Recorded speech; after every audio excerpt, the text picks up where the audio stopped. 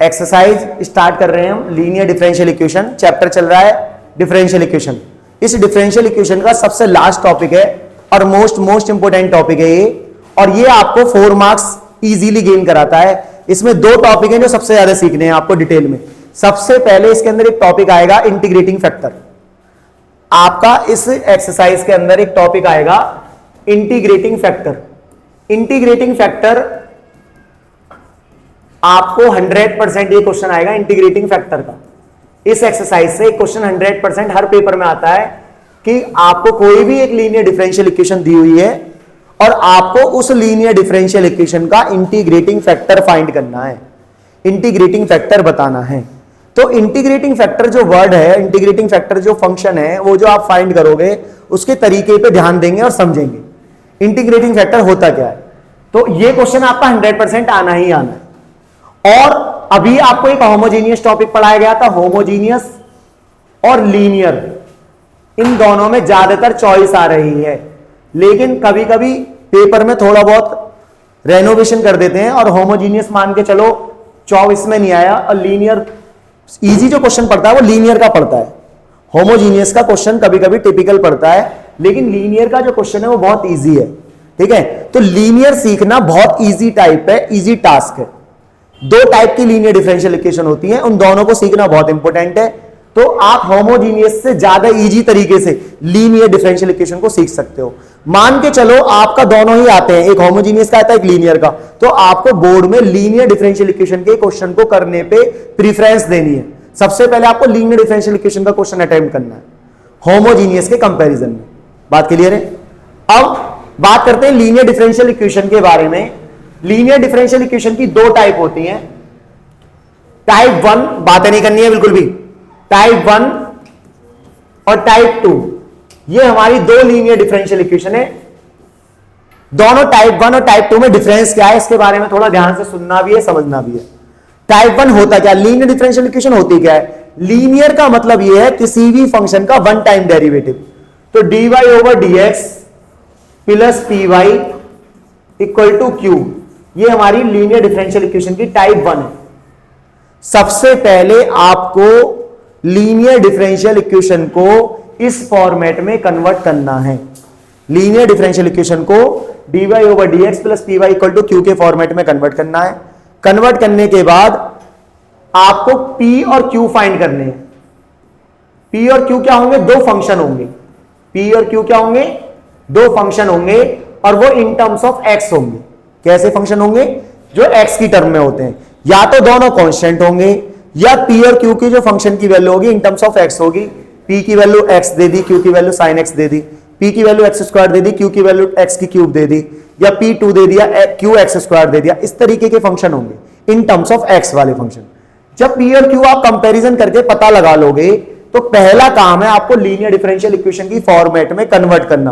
कभी कभी linear differential equation की फॉर्मेट में इक्वेशन होती नहीं है, तो आपको dy/dx के कोएफिशिएंट को 1 बना के और y वाली टर्म को इधर रिप्लेस करके और बाकी टर्म को इधर ले जाके ये देखना है कि लीनियर डिफरेंशियल इक्वेशन बनी या नहीं बनी। बनाने का क्या पहचान है? y का कोएफिशिएंट जो p होगा, y का कोएफिशिएंट जो p होगा वो हमेशा पूरा x की टर्म में होना चाहिए, या तो कांस्टेंट होना चाहिए या x की टर्म में होना चाहिए। और इजिकल टू वाला जो q वाला फंक्शन होगा, इजिकल टू वाला जो q वाला फंक्शन होगा पूरा का पूरा इन टर्म्स ऑफ x होना चाहिए। उसकी डिग्री क्या है, वो फंक्शन कैसा है, वो किस तरीके का, उससे कोई फर्क नहीं पड़ता है। आपको क्या देखना है?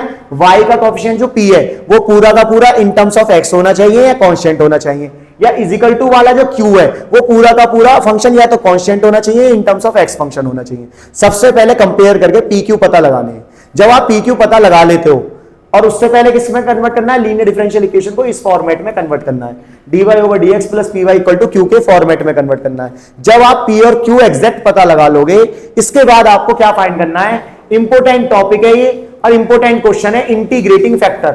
ये क्वेश्चन बोर्ड एग्जाम में जरूर आएगा। इंटीग्रेटिंग फैक्टर, इंटीग्रेटिंग फैक्टर होता क्या है? इंटीग्रेटिंग फैक्टर का फॉर्मूला होता है e to the power e की पावर, इंटीग्रेशन का साइन लगाना है और यहां पर लिखना है p वाला फंक्शन और उसका x के रेस्पेक्ट में इंटीग्रेशन करना है, तो हमारे पास इंटीग्रेटिंग फैक्टर आ जाएगा। और इंटीग्रेटिंग फैक्टर को हम स्मॉल में आगे जब यूज करेंगे IF वर्ड बोलेंगे। Capital I dot capital F मतलब इंटीग्रेटिंग फैक्टर। बोर्ड एग्जाम में भी आई डॉट एफ लिखा आता है कैपिटल में, तो आपको कंफ्यूज नहीं होना है। बोर्ड एग्जाम में आई डॉट एफ का मतलब इंटीग्रेटिंग फैक्टर होता है। बात क्लियर होगी? अभी मैं आपको पहले एक टाइप समझाऊंगा, एक टाइप से रिलेटेड 2-3 एग्जांपल कराऊंगा, फिर मैं आपको टाइप 2 समझाऊंगा, फिर टाइप 2 से रिलेटेड 2-3 एग्जांपल कराऊंगा। तो पहले आपको टाइप 1 को डिटेल में क्लियर करना है। आईएफ आने के बाद फिर आपको जनरल सॉल्यूशन फाइंड करने के लिए सबसे पहले जनरल सॉल्यूशन फाइंड करना सिखाया जाएगा लीनियर डिफरेंशियल इक्वेशन का। उसके लिए फॉर्मूला अप्लाई करना है, y into integrating factor is equal to integration करना है। किस किस का इंटीग्रेशन करना है? मल्टीप्लाई में करना है इंटीग्रेशन क्यू और इंटीग्रेटिंग फैक्टर के प्रोडक्ट का, और जो भी मल्टीप्लाई करके फंक्शन बनेगा उसका कंप्लीट इंटीग्रेशन कर देना एक ब्रैकेट लगाकर। वो इंटीग्रेशन या तो आइलेट रूल से हो सकता है, या पार्शियल फ्रैक्शन से हो सकता है, या सब्स्टिट्यूशन मेथड से हो सकता है। स्टार्टिंग की 4 एक्सरसाइज 7.3, 7.4, 7.5 और 7.6 के कॉन्सेप्ट से वो होगा, 7.7 के कॉन्सेप्ट से होगा, यानी कि इंडेफिनिट इंटीग्रेशन वाले मेथडों से होगा, जो चैप्टर 7 में आपको डिटेल में पढ़ाए गए हैं। चैप्टर 7 में आपको 7.3, 7.4, 7.5, 7.6 पढ़ाई गई है। उस कॉन्सेप्ट का यूज करके इस वाले फंक्शन का इंटीग्रेशन करने पे दिमाग लगाना है कि उसका इंटीग्रेशन होता कैसे। अब मैं आपको इस टाइप का एक एग्जाम्पल कराने जा रहा हूं, उस एग्जाम्पल पर थोड़ा ध्यान देंगे। क्वेश्चन किस तरीके का बोर्ड में आता है। यदि मैं इस क्वेश्चन की बात करूं, ये क्वेश्चन है हमारा, इस क्वेश्चन की मैं बात करूं, ये क्वेश्चन आया जिस टाइप की मैं बात कर रहा हूं, मैंने आपसे कहा सबसे पहले इसे इक्वेशन 1 लेट कर लेना है। इक्वेशन 1 लेट करने के बाद dy over dx plus py equal to q से कंपेयर करना है। इक्वेशन 1 को और इक्वेशन 2 को क्या करना है? कंपेयर लिख देंगे 1 और 2। क्वेश्चन जो दिया हुआ है उस क्वेश्चन को लिखो और कंपेयर कर दो। इतना इजी क्वेश्चन कभी कभी आता है जब आईएफ फाइंड करना हो। लॉजिकल क्वेश्चन अभी आगे बनेगा, मैं उसमें बताऊंगा किस तरीके का बोर्ड में क्वेश्चन जनरेट होता है। अभी कॉन्सेप्ट को क्लियर करने के लिए क्वेश्चन बताया जा रहा है। आईएफ फाइंड करने से पहले पी और क्यू पता लगाने, मैंने आपको बताया पी और क्यू जो आएंगे या तो कांस्टेंट आएंगे या इन टर्म्स ऑफ एक्स आएंगे। कंपेयर करके आपने कहा P2 होगा और Q हमारा sin x होगा। P और Q पता लगाने के बाद आप लोगों को IF फाइंड करना है। IF का फॉर्मूला अभी बताया था, इंटीग्रेटिंग फैक्टर का फॉर्मूला होता है e to the power integration P dx, ये फॉर्मूला होता है। P की वैल्यू पुट कर देनी है, P की वैल्यू दे रखी है इंटीग्रेशन P की वैल्यू 2 dx, और 2 का इंटीग्रेशन आप सब जानते हो x के रेस्पेक्ट में 2x होता है। ये हमारा IF आ चुका है। ये 1 मार्क्स में हर क्वेश्चन के पेपर में 100% आने वाला क्वेश्चन है। इस क्वेश्चन को तो आप रट डालो कि IF फाइंड कैसे करते हैं। 2 तरीके से बस IF फाइंड होता है। टाइप 1 की लीनियर डिफरेंशियल इक्वेशन है तो ऐसे निकलेगा, और टाइप 2 की डिफरेंशियल इक्वेशन आएगी तो IF कैसे निकलेगा। ये क्वेश्चन बोर्ड में आना ही आना है, इस बात को दिमाग में फिट कर लो। लीनियर डिफरेंशियल इक्वेशन तो पढ़नी ही है, लेकिन उससे पहले आपको IF निकालना जरूर सीखना है। IF निकालने वाला क्वेश्चन हर बोर्ड के एग्जाम में जरूर आएगा। अब आप इस क्वेश्चन को सॉल्व कैसे करेंगे, मैं आपको बता रहा हूं कि आपको जनरल सॉल्यूशन फाइंड करने के लिए फॉर्मूला बताया y into I F is equal to integration का sine q into I F, और इसका प्रोडक्ट का इंटीग्रेशन करना है आपको। लास्ट में कांस्टेंट लगाना है और ये इसका जनरल सॉल्यूशन बन जाएगा। इसका फॉर्मूला लिखा है, क्या लिखा गया है? फॉर्मूला। फॉर्मूला लिखने के बाद आपको लिखना है y इंटू ई की पावर 2x इंटीग्रेशन का साइन q की value sign x into e की पावर 2x dx, e की पावर 2x dx। अब आपको ये फोकस करना है कि इसका इंटीग्रेशन कैसे करते हैं। 6 एक्सरसाइज में 7.6 एनसीईआरटी की एक्सरसाइज में आइलेट रूल में डिटेल में बताया गया है कि e की power x into sine x का इंटीग्रेशन कैसे करते हैं, e की power 2x into sine x का इंटीग्रेशन कैसे करते हैं। इंटीग्रेशन करने से पहले इस पूरे फंक्शन को i मान लेते हैं, फिर उसके में आइलेट रूल लगाते हैं हम लोग। अब इसको i मान लेंगे और इसका इंटीग्रेशन करना स्टार्ट कर देंगे। अब इस पूरे फंक्शन को क्या कर लेंगे? i लेट कर लेंगे। i is equal to integration sine x into e की पावर 2x का इंटीग्रेशन करेंगे। आइलेट रूल लगाएंगे, साइन एक्स इंटू ई की पावर 2x का इंटीग्रेशन करने के लिए आइलेट रूल से क्या अप्लाई करना है आपको? साइन एक्स को कहते हैं ट्रिग्नोमेट्रिक फंक्शन। आइलेट रूल कहता है पहले t पता लगाओ, फिर उसके दूसरा फंक्शन पता लगाओ, एक्सपोनेंशियल फंक्शन। आइलेट रूल के अकॉर्डिंग एक t है एक e है। t और e की बात करें, आइलेट में t पहले आता है वो फर्स्ट कहलाता है, और जो बाद में आता है वो सेकंड कहलाता है। आइलेट लगाने के लिए आपको इन 2 फंक्शनों का ध्यान रखना है। अब इसके बाद आइलेट रूल क्या कहता है, आइलेट रूल का फॉर्मूला अप्लाई करेंगे धीरे धीरे। फर्स्ट ऐसा का ऐसे ही, आइलेट रूल कहता है फर्स्ट को ऐसे ही लिख दो, इंटीग्रेशन का साइन लगाओ, सेकंड का इंटीग्रेशन करो, उसे ब्रैकेट के अंदर क्लोज कर दो, फिर माइनस लगाना कंपलसरी है और इंटीग्रेशन का साइन लगाना कंपलसरी है। फिर इंटीग्रेशन का साइन, फर्स्ट का डेरिवेटिव करना है और सेकंड का इंटीग्रेशन करना है। फर्स्ट क्या है यहां पर, साइन एक्स का डेरिवेटिव, और यहां पर e की पावर 2x का इंटीग्रेशन, और जो भी आंसर आएगा उस पूरे का इंटीग्रेशन। तो आपको क्या पता लग रहा है, इसका इंटीग्रेशन करने के लिए i इज इक्वल टू होगा साइन एक्स, e की पावर 2x का इंटीग्रेशन होता है e की power 2x upon 2 minus sine x का डेरिवेटिव होता है cos x, और e की पावर 2x का इंटीग्रेशन होता है e की पावर 2x अपॉन 2।